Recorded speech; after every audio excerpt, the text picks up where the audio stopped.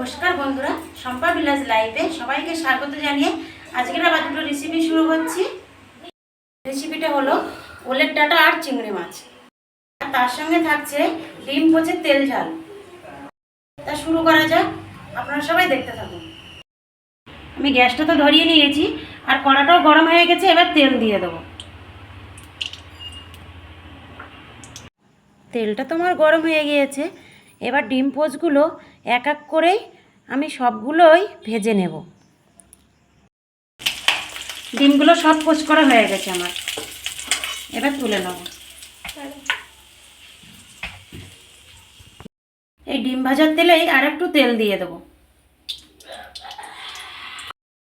ডিম পোচে তেল ঝালের জন্য যে মশলাগুলো আমি ব্যবহার করব, মশলাগুলো হলো যে পরিমাণ মতো লবণ, পরিমাণ মতো হলুদ, পরিমাণ মতো লঙ্কার গুঁড়ো, আদা বাটা, রসুন বাটা আর জিরে বাটা, টমেটো কোচানো আর পেঁয়াজ কোচানো আর একটু গরম মশলা।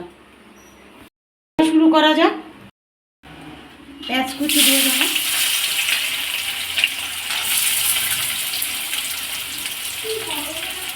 পেঁয়াজটা একটু লাল লাল করে ভেজে নেব। এবার আদা আর রসুন বাটাটা দিয়ে দেবো।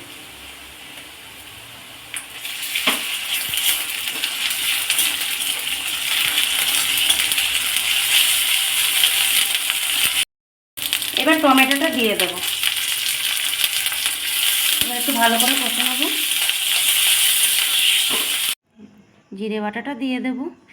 এবার পরিমাণ মতো লঙ্কার গুঁড়ো দিয়ে দেবো। আপনারা চাইলে আপনাদের স্বাদ অনুযায়ী মতো দেবেন।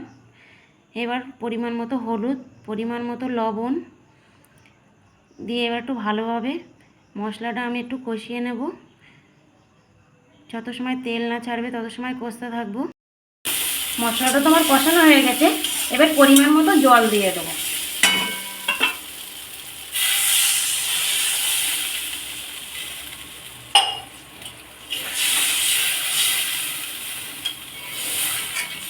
ঝোলটা তো ফুটে গিয়েছে। এবার এক এক করে ডিম পোচগুলো দিয়ে দেবো।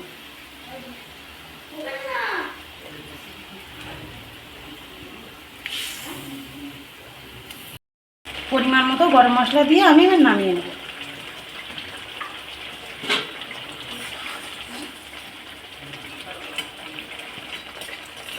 হয়ে গেছে, এবার নামিয়ে নেব। কড়াটা গরম হয়ে গেছে, তেলটা দিয়ে দেবো। ওলের ডাঁটার জন্য আমি চিংড়ি মাছ নিয়েছি। চিংড়ি মাছটা লবণ আর হলুদ দিয়ে ভালো করে মাখিয়ে নিয়েছি। এবার আমি কড়াইতে দিয়ে ভালো করে লাল লাল করে সব মাছগুলোই ভেজে নেব।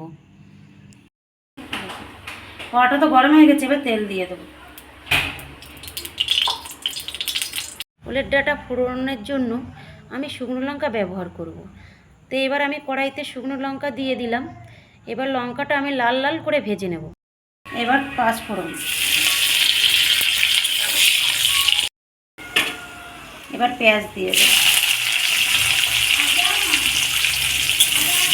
পেঁয়াজটা একটু ভেজে নেবো লাল লাল করে।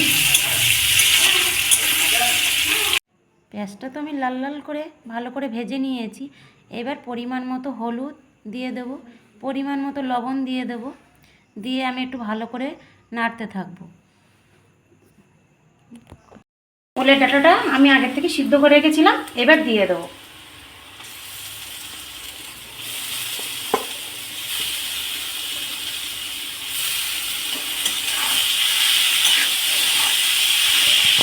ভেজে রাখা চিংড়ি মাছটা এবার দিয়ে দেবো।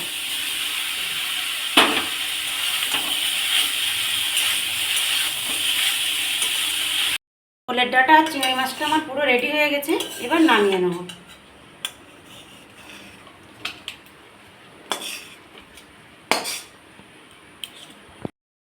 চলো খেয়ে দেখি কেমন হয়েছে। খুব ভালো হয়েছে, খেতে তো খুবই ভালো লাগছে। আপনারাও বাড়িতে এভাবে বানিয়ে খেয়ে দেখবেন, খুবই ভালো লাগবে। ভিডিওটা ভালো লাগলে লাইক, কমেন্ট, শেয়ার অবশ্যই করে দেবেন। আজকের ভিডিওটা এখানে শেষ করছি, আবার আসছি পরের ভিডিও।